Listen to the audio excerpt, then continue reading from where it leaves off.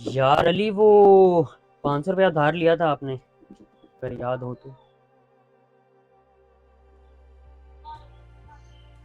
500 ادھار لیا تھا کون سے 500؟ یار، پچھلے مہینے لیا تھا، ہوٹل پہ بیٹھے ہوئے تھے یار ہم دوست ہیں یا تاجر؟ دوستی میں کون پیسے مانگتا ہے؟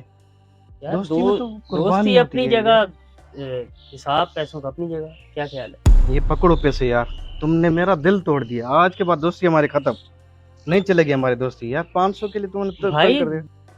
یار دل ٹوٹنا اپنی جگہ، لیکن 500 کا حساب اپنی جگہ۔ ادھار واپس کرنے سے دوستی مضبوط ہوتی ہے، نہ کہ کمزور ہوتی ہے۔ اچھا بات تو تمہاری بھی صحیح ہے، اچھا ہاں تو نا؟ یار پھر جیسے کرو 500 لیے 100 کی چائے تو پلا۔ چلو نیک کام میں دیری کیسی؟ آ جاؤ۔